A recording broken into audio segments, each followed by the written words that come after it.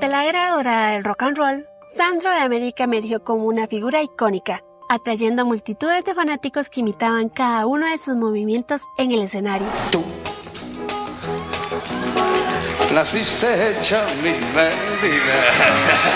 Conocido cariñosamente como el Gitano, su decisión de dejar atrás el rock a finales de los años 60 en favor de la balada romántica marcó un momento crucial en su carrera. Penas y penas y penas hay dentro de mí. Este cambio sorpresivo lo llevó a alcanzar la consagración definitiva en todo el continente, con un impresionante récord de 8 millones de copias vendidas y 52 discos publicados. Tus labios de rubí, de rojo carmesí. Canciones como Rosa Rosa, Dame el fuego de tu amor, Penumbras y Una muchacha y una guitarra quedaron grabadas en la memoria de varias generaciones en Latinoamérica, mientras participaba en más de 15 películas. ¿Quién es este ejemplar? Muchacho, mamá. Muchacho. Hola gente linda, bienvenidos a Latica Channel. Les saluda Andrea. Toma asiento que hoy te presentaré la historia y biografía del carismático Sandro de América. Comenzamos.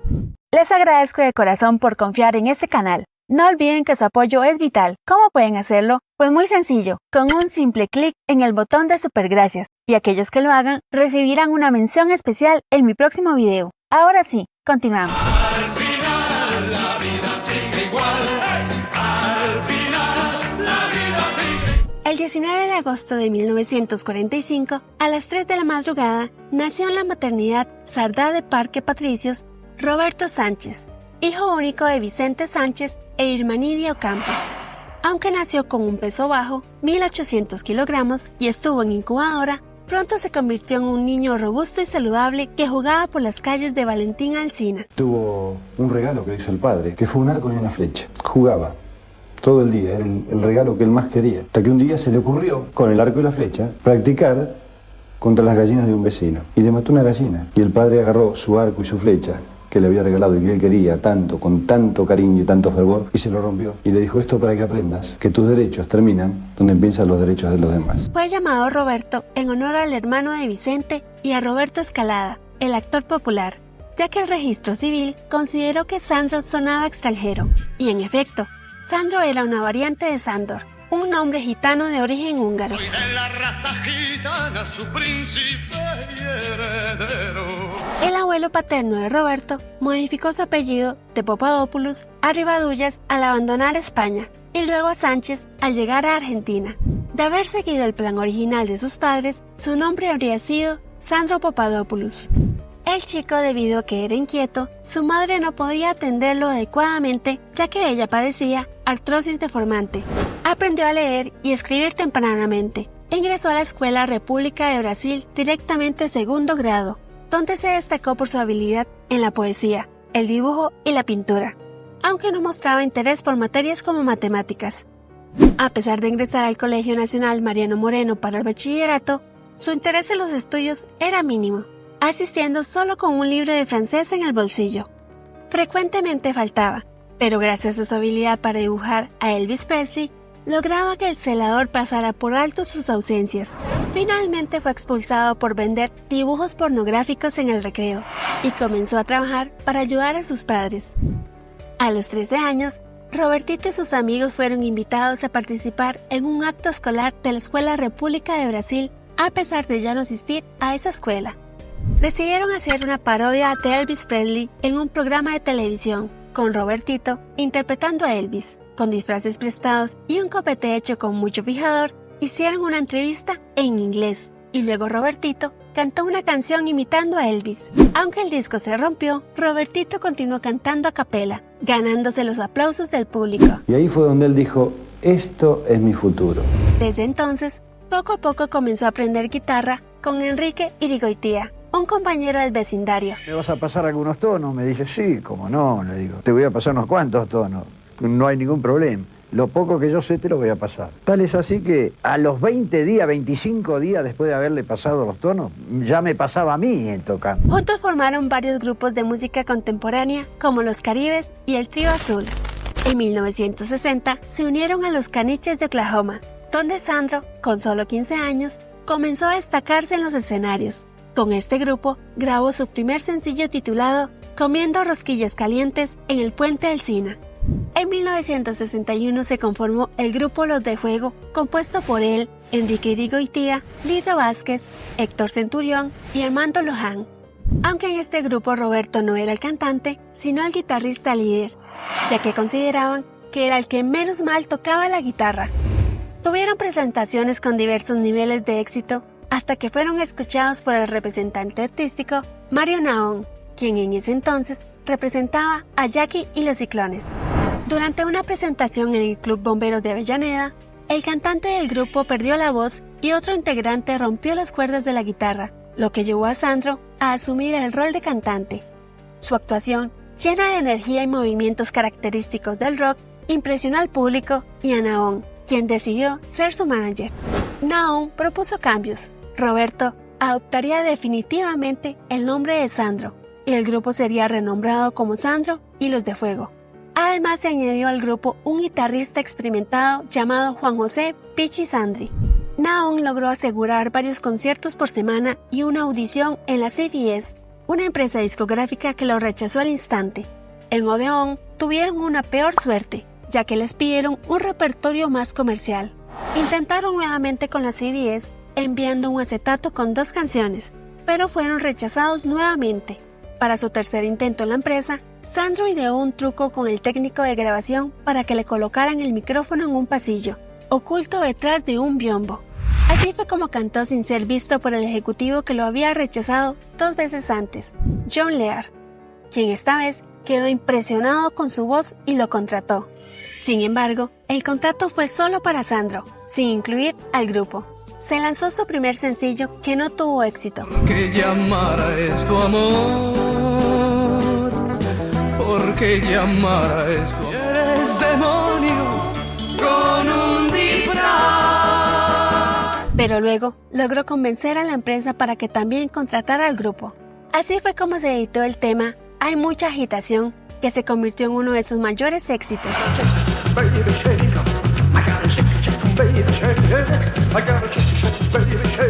Mientras tanto, en 1963 hicieron su debut en el programa Sábados Circulares de Pipo Mancera, donde captaron de inmediato la atención. Un grupo de rock con un cantante vestido de cuero negro, con movimientos sensuales y terminando sus actuaciones tirándose al suelo, no podía pasar desapercibido, especialmente en esa época. Atención, que estoy seguro de no equivocarme. Ahora debuta en Sábados Circulares el futuro gran astro dentro de muy poco tiempo. Señoras, señores, Sandro y Los de Fuego. Te invitaré a bailar rock and roll, nena. Bailaremos como gustes. Poco después, debido a presiones de algunas organizaciones como las Ligas de Madres, las autoridades de Canal 13 suspendieron a Sandro de varios programas por sus movimientos considerados obscenos y pornográficos.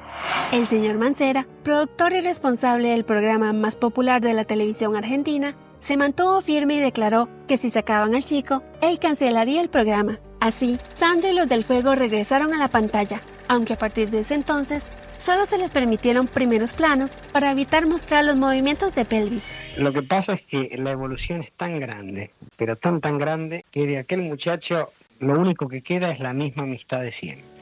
El grupo duró 3 años y lanzó 2 LP. Eres la mujer que me fascina con la vida y fue una cansa la que lo dejó bailaba la cansa. Las noches pasarán y yo me quedaré solo y sin ti. Sandro luego se asoció con un nuevo representante, Oscar Anderle, y formó el Black Combo, con músicos como Bernardo Vara y Adalberto Sebasco, y transformó su música hacia la balada.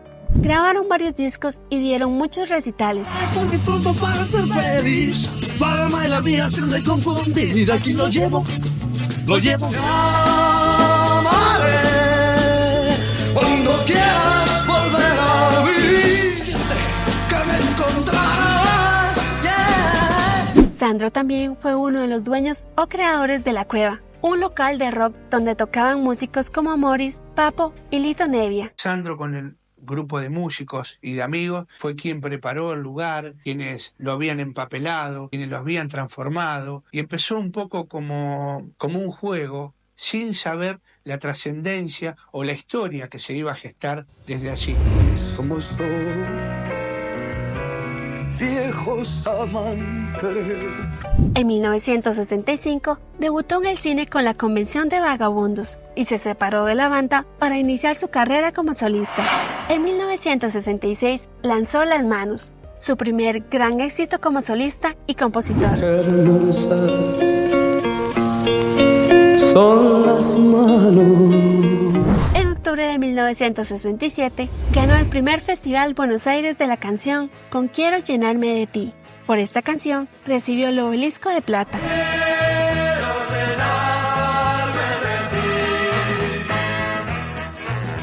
En febrero de 1968, Sandro se presentó en el Festival de Viña del Mar, marcando su lanzamiento internacional. Si querrán abrazarte después de amarte como lo hice. Herida,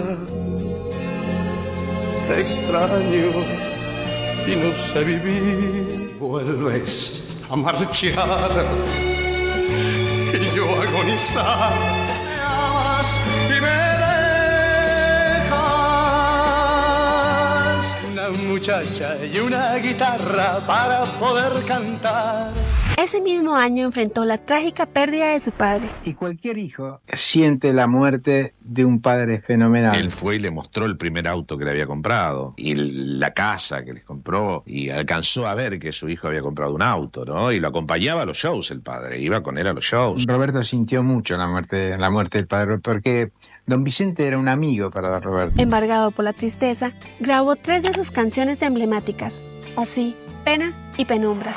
Así como una hoja reseca por el sol, así mi alma tu imagen arrojó. Nadie me daría 2 días de vida. Penas y penas y penas hay dentro de mí. Noche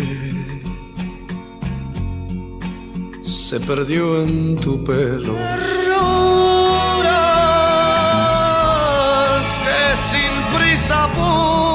En 1969 protagonizó su primera película, Quiero Llenarme de Ti, seguida por La Vida Continúa. Ambas grandes éxitos no solo en Argentina, sino también en América Latina y los Estados Unidos. La película lo lanza a las salas de todo el mundo, del mundo de habla española, de Argentina y del exterior. Así que eso, y él tiene una imagen muy linda, muy potente. Este éxito le valió el sobrenombre de Sandro de América. Yo soy ese tan fácil de olvidar. Qué triste es despedirse cuando existe tanto amor. Quizás sea una sonrisa como suave brisa. Cuando un hombre pierde sus ilusiones, que se escapa en palabras sin sentido y todo cuanto diga absurdo habrá de ser.